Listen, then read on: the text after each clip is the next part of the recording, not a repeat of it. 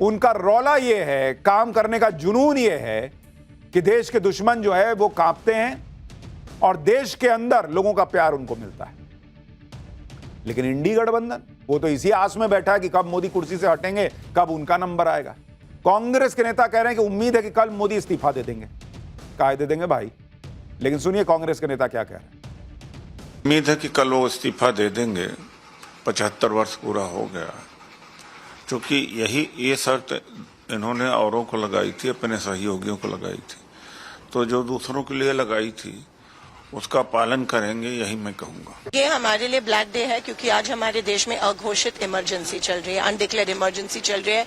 Opposition को बोला नहीं दे रहे हैं, वोट चोरी वहां पे हो रही है, प्रेस के सारे जो राइट्स है वो खींचे गए हैं, गोदी मीडिया यहाँ पे हो गई है, जो इंडिया पाकिस्तान मैच, जबकि एक तरफ हम उनके साथ युद्ध में हैं। तो ये देखिए आप, एक किसान रास्ते पे उतरे हैं, तो एक अनडिक्लेयर्ड इमरजेंसी है, तो ये हमारे लिए ब्लैक है। दरअसल इंडी गठबंधन 11 साल से सत्ता से दूर है, चुनाव में मोदी को हरा नहीं पाता और वो ये बात समझ गया है कि जब तक नरेंद्र मोदी कुर्सी पर बैठे हैं नंबर आना बड़ा मुश्किल काम है बॉस। इसलिए इंडी गठबंधन माहौल बना रहा है कि मोदी 75 साल के हो गए, अब उनको हट जाना चाहिए। अब नरेंद्र मोदी 75 के हो जाएं या 80 के हो जाएं, वो कब रिटायर होंगे ये बात या तो मोदी तय करेंगे, उनकी पार्टी तय करेगी या पब्लिक तय करेगी। ये क्या बात हुई भाई कि हम नहीं जीत पा रहे तो तुम रिटायर हो जाओ। अमित शाह तो पहले ही क्लियर कह चुके कि अभी तो नरेंद्र मोदी को लंबी पारी खेलनी है। इंडी गठबंधन का हिसाब यह है कि वो कह रहे हैं सचिन तेंदुलकर से कि हम आउट नहीं कर पा रहे तो तुम एक काम करो, रिटायर्ड हट होके चले जाओ। अरे काहे चले जाओ भाई? और अमित शाह कह रहे हैं भाई कि रिटायरमेंट का सवाल ही नहीं उठता, लेकिन फिर भी इंडी गठबंधन के नेता कह रहे हैं कि 75 साल हो गए तो अब नरेंद्र मोदी को जाना होगा। सुनिए एक बार। उनको बधाई दूंगा जन्मदिन की, और तुम जियो हजारों साल, साल के दिनों 50,000, ये भी कहूंगा मैं। और ये कहूंगा कि मोदी साहब 75 साल हो गए, अब तो आपको जाना पड़ेगा, क्योंकि आप ही ने रूल बनाया था। दुनिया देख रही है, भारतवर्ष देख रहा है पूरा। बड़े बड़े नेता जो देश में थे सबको आपने रिटायर कर दिया, सबको किनारे लगा दिया। 75 साल, अब 75 साल हो गया है। चलिए आप तो अब सीएम भी नहीं बनेंगे आप, जब आप एक बार प्रधानमंत्री रह चुके हैं। देखो, उनका कल जन्मदिन है, जन्मदिन पे बधाई देनी चाहिए, इसके बारे में हम कुछ बोलेंगे नहीं। वोट चोरी तो हुआ है, ये हम सबको मालूम है। अभी दूसरी बात, हमको ये भी मालूम है कि कल प्रधानमंत्री साहब के जन्मदिन पे राहुल गांधी जी कोई हाइड्रोजन बॉम्ब इलेक्शन का वहां पे फोड़ने वाले हैं। आरएसएस ने स्ट्रिक्टली कहा था कि 75 एज लिमिट बहुत इंपॉर्टेंट है। 2 महीने बाद जो आरएसएस के प्रमुख है उन्होंने भी कहा 75 एज लिमिट ये पक्का नहीं है, ये स्ट्रिक्टली हम फॉलो नहीं करते। कहा ना कहा तो भी आरएसएस पे भी बीजेपी के नेताओं का प्रेशर ये आना चालू हो गया, ऐसे हम सबको लगता है। पहले जिन लोगों को नरेंद्र मोदी अगर कह दें कि भाई देखो अभी दिन है, तो उनको चिल्लाना है कि ना राते है। उनको आज नरेंद्र मोदी का पता नहीं कौन सा बयान याद आ गया कि नहीं 75 में तो हमको रिटायर हो जाना चाहिए। जिनको आरएसएस फूटी आंख नहीं सुहाती, उनको अब आरएसएस के प्रमुख कह रहे हैं कि भाई कोई ऐसा बयान नहीं है कि 75 साल में रिटायर ही हो जाना है, हम तो देश की सेवा के लिए 80 में भी अगर जरूरत पड़ेगी तो काम करेंगे। वो नहीं दिख रहा है, लेकिन नहीं रिटायर हो जाना।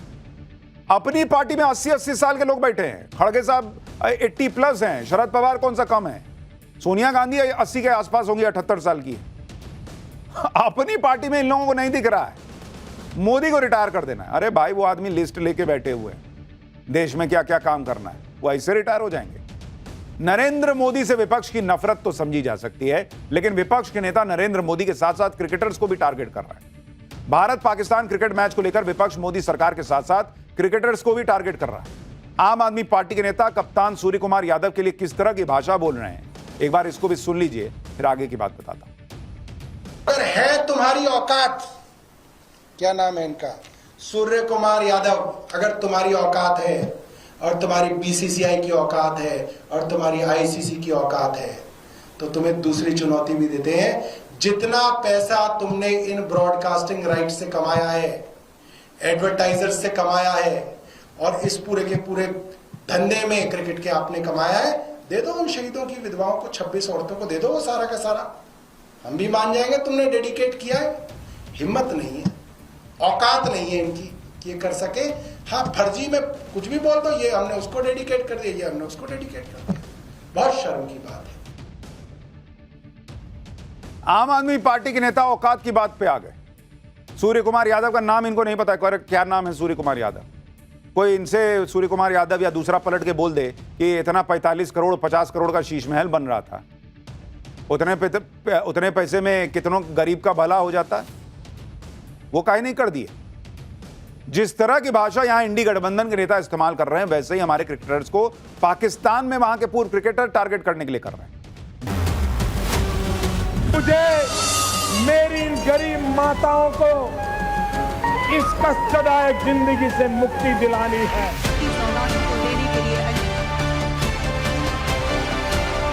प्रधानमंत्री जी से हमने स्पष्ट कहा है कि आप सीमांचल कोसी में विकास में सहयोग करेंगे, हम हमेशा विकास के में आपके साथ खड़े रहेंगे। हमारे गठबंधन में मुख्यमंत्री चेहरे को लेकर कोई कंफ्यूजन नहीं है, समय पर घोषित कर दिया जाएगा। अब ये दूसरी यात्रा करेंगे क्योंकि इनको राहुल गांधी ने लतड़ी मार दी।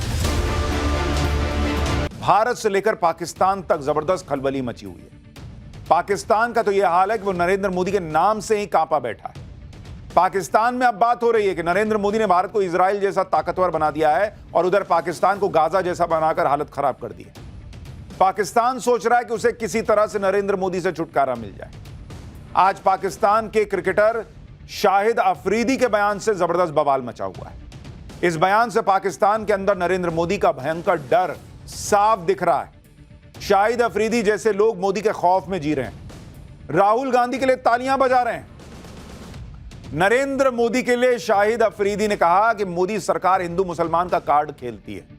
शाहिद अफरीदी ने कहा कि इस इलाके में भारत अगला इजराइल बनने की कोशिश कर रहा है। शाहिद अफरीदी ने राहुल गांधी के लिए कहा कि वो बहुत सकारात्मक सोच वाले नेता हैं, वो बातचीत के जरिए दुनिया के साथ चलना चाहता है। यानी राहुल गांधी की भर भर के तारीफ कर रहा है शाहिद अफरीदी, वो आदमी जो खुद कट्टरपंथी है भाई, जो ऑपरेशन सिंदूर के बाद पाकिस्तान के जीत का नाटक कर रहा था, ढोंग कर रहा था सड़क पर निकलकर, जबकि दुनिया जानती थी कि वो पिटा है पाकिस्तान। वो आदमी राहुल गांधी की तारीफ करता है और नरेंद्र मोदी से खौफ खाए बैठा है कि भाई इंडिया तो वही पाकिस्तान का हाल कर रहा है जो इजराइल गाजा का कर रहा है। शाहिद अफरीदी के बयान का कुल निचोड़ यही है कि उसे नरेंद्र मोदी में पाकिस्तान का काल दिखता है और राहुल गांधी में एक पॉजिटिव नेता। नरेंद्र मोदी का भयंकर खौफ पाकिस्तान को इसलिए भी दिखता है क्योंकि ऑपरेशन सिंदूर को 4 महीने हो गए और अब तक पाकिस्तान उस मार को भूला नहीं। पाकिस्तान के आतंकी संगठन जैश ए मोहम्मद के एक कमांडर का नया कबूलनामा आ गया है। जैश के कमांडर ने वीडियो पे खुलासा किया है कि ऑपरेशन सिंदूर में मसूद अजहर के खून के आंसू निकल गए थे, उसके परिवार के चीथड़े उड़ गए थे। नरेंद्र मोदी पाकिस्तान के चीथड़े उड़ा रहे हैं। उनके एक और जन्मदिन के पहले लेकिन पाकिस्तान ने एक गिफ्ट भी दिया, उसके बारे में भी बताऊंगा। पाकिस्तान हालांकि मोदी को गाली ही देता है, कोसता है और राहुल गांधी के लिए ताली बजा रहा है। उसको लगता है कैसे मोदी बस हट जाए कुर्सी से। और ऐसा ही इंडी गठबंधन भारत में चाहता है कि नरेंद्र मोदी कब कुर्सी छोड़े। अब देखिए, नरेंद्र मोदी को ये लोग चुनाव में तो हरा नहीं पा रहे, लेकिन नरेंद्र मोदी के बर्थडे से पहले इंडी गठबंधन के नेता किस तरह की बातें कर रहे हैं। कोई कह रहा है कि नरेंद्र मोदी कल 75 साल के हो जाएंगे तो उम्मीद है वो इस्तीफा दे देंगे। कोई कह रहा है कि मोदी 75 साल के हो गए, अब तो जाना ही पड़ेगा। कोई कह रहा है कि मोदी के जन्मदिन को वो ब्लैक डे मानते हैं। नरेंद्र मोदी के लिए इंडी गठबंधन में कौन क्या कह रहा है? क्या मोदी कल इस्तीफा दे देंगे क्या, जो इंडी गठबंधन अरमान सजाए बैठा है? पाकिस्तान कैसे मोदी की मार से बचने के लिए तड़प रहा है, राहुल गांधी का नाम जप रहा है, ये सब आपको बताऊंगा, लेकिन पहले एक झलक देखिए।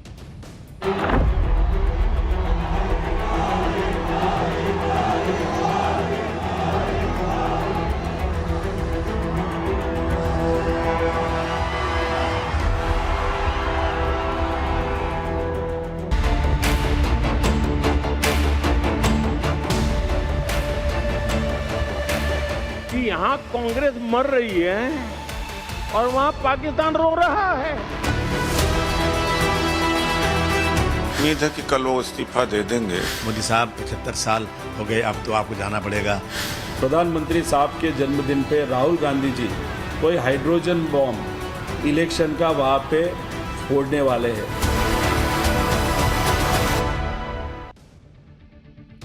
नरेंद्र मोदी के बर्थडे से ठीक पहले पाकिस्तान खून के आंसू रो रहा है। शाहिद अफरीदी जैसे पाकिस्तान के पूर्व क्रिकेटर, जो जहर से भरा हुआ व्यक्ति है शाहिद अफरीदी, वो नरेंद्र मोदी के खिलाफ जहर उगल रहा है और राहुल गांधी को हीरो बता रहा है। आप सुनिए शाहिद अफरीदी ने क्या कह दिया, जिसको लेकर हंगामा मचा हुआ है। फिर आपको बताएंगे कि अफरीदी के बयान पर यह बवाल मचा क्यों और इस बयान से खुद पाकिस्तान की कैसे फजीहत हो रही है। तो यहां कवि जो है, ये शाहिद अफरीदी कवि यहां ये कहना चाह रहा है कि राहुल गांधी तो बातचीत करते हैं, मोदी सीधा लपड़िया देते हैं, मार देते हैं लपड़ पाकिस्तान को। इससे शाहिद अफरीदी जो है, उसकी बातों से आप समझ सकते हैं कि पाकिस्तान को ऑपरेशन सिंदूर में कितने लपड़ पड़े होंगे। और कह रहा है कि यहां हिंदू मुसलमान होता है। तुम हिंदू मुसलमान बताओगे भारत को, जहां हिंदुओं को मार मार के खत्म कर रहे हो तुम पाकिस्तान में, तुम बता रहे हो कि हिंदू मुसलमान क्या होता है। शाहिद अफरीदी जैसे लोग इसलिए बिलबिला रहे हैं क्योंकि एशिया कप के मैच में पाकिस्तान की तगड़ी बेइज्जती हो गई। पहले भारत ने मैच हराया, फिर हैंडशेक नहीं किया। इससे बौखलाए पाकिस्तान ने मैच रेफरी को हटाने को कहा तो वो भी बात नहीं मानी कि भाग नहीं हटाते जाओ। बेइज्जती पर बेइज्जती होने के बाद पाकिस्तान अलबलाया हुआ है। इसी में शाहिद अफरीदी जैसे लोगों ने नरेंद्र मोदी के खिलाफ जहर उगलना शुरू किया और राहुल गांधी की तारीफ कर दी। लेकिन बड़ी बात यह है कि बातों बातों में नरेंद्र मोदी को लेकर पाकिस्तान का डर शाहिद अफरीदी की जुबान पर आ गया। शाहिद अफरीदी ने कहा कि भारत इजराइल बनने की कोशिश कर रहा है। अब शाहिद अफरीदी ने इजराइल का नाम क्यों लिया और भारत की तुलना इजराइल से करने का उसका क्या मतलब है, वो भी आपको बताता हूं। दरअसल इजराइल वो देश है जो चारों तरफ से दुश्मनों से घिरा हुआ है। भारत भी वो देश है जिसके चारों तरफ खतरा ही खतरा है। एक तरफ चीन है, दूसरी तरफ पाकिस्तान, अब तो बांग्लादेश भी है कट्टरपंथियों के हाथ में।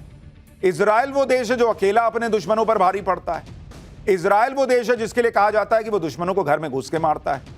और नरेंद्र मोदी के राज में भारत भी वही कर रहा है, दुश्मनों को घर में घुस के ठोक देता है। इजराइल वो देश है जो एक साथ एक वक्त पर कई दुश्मनों से लड़ता है। नरेंद्र मोदी के राज में भी भारत चीन से सीधे भिड़ चुका है। ऑपरेशन सिंदूर में पाकिस्तान को तगड़ा जवाब दे चुका है, मोइजू को लाइन पर ला चुका है, बांग्लादेश को कड़ा मैसेज दे चुका है। यही वजह है कि अफरीदी को यह डर लग रहा है कि कहीं नरेंद्र मोदी पाकिस्तान का वो हाल ना कर दे जो इजराइल अपने दुश्मनों का करता है, जो हाल इजराइल ने गाजा का किया हुआ है। पूर्व क्रिकेटर शाहिद अफरीदी ने अपने बयान में नरेंद्र मोदी को यह कहकर टारगेट किया कि मोदी सरकार हिंदू मुसलमान करती है। आप सोचिए, बयान उस मुल्क का क्रिकेटर दे रहा है जहां खुद अल्पसंख्यक हिंदू सुरक्षित नहीं है, जहां अल्पसंख्यक हिंदुओं पर बड़ा जुल्म होता है, उनकी आबादी घट गई। यहां भारत में तो मुसलमानों की आबादी बढ़ी है भाई। शाहिद अफरीदी कौन सा दूध का धुला है। हिंदुओं के प्रति उसकी नफरत इस कदर है कि एक बार उसने अपने घर में टीवी सीरियल में आरती होती देख ली थी तो टीवी फोड़ दिया था। टीवी पर हिंदू धर्म का पूजा पाठ दिखाया जा रहा था एक सीरियल में, तो यह आदमी जो आज हिंदू मुसलमान का ज्ञान दे रहा है कि बाप रे बाप ये बहुत गलत चीज है, वो आदमी हिंदुओं से इतनी नफरत करता है कि घर पे उसकी बेटी टीवी पे आरती होते देख ली सीरियल में तो भाई ने टीवी फोड़ दिया था। सुनिए अफरीदी को क्यों मैं कह रहा हूं इसके अंदर कितना जहर है हिंदुओं को लेकर और भारत को लेकर। जो आदमी टीवी पर हिंदुओं की आरती होते हुए नहीं देख पा रहा कि हिंदू कैसे आरती करते, सीरियल में नहीं देख पा रहा, टीवी फोड़ दे रहा है, वो ज्ञान दे रहा है कि यहां पर नरेंद्र मोदी सरकार हिंदू मुसलमान करती है। शाहिद अफरीदी ने नरेंद्र मोदी के खिलाफ जहर उगला। उनके मुंह से तारीफ की उम्मीद तो वैसे भी किसी को नहीं थी, लेकिन शाहिद अफरीदी ने जब अचानक राहुल गांधी की तारीफ की तो सब चौंक गए। बीजेपी ने इसे बड़ा मुद्दा बनाया क्योंकि शाहिद अफरीदी वो क्रिकेटर है जो भारतीय सेना के खिलाफ भी बयान दे चुका है, जो पहलगाम हमले को फर्जी बता चुका है, जो ऑपरेशन सिंदूर में पाकिस्तान के पिटने के बाद भी विक्ट्री डे परेड निकाल रहा था। ऐसे व्यक्ति के मुंह से राहुल गांधी की तारीफ सुनकर बीजेपी के कान खड़े हो गए। केंद्रीय मंत्री किरण रिजिजू ने कहा कि राहुल गांधी हमेशा से ही पाकिस्तान के डार्लिंग रहे। शाहिद अफरीदी और पाकिस्तानी लोग राहुल गांधी को अपना नेता बना सकते हैं। आईटी सेल के प्रमुख, बीजेपी आईटी सेल के प्रमुख अमित मालवीय ने कहा कि भारत से नफरत करने वाला हर व्यक्ति को राहुल गांधी में एक दोस्त क्यों दिखता है। For more of such videos, do like, share and subscribe to ET Now Swadesh.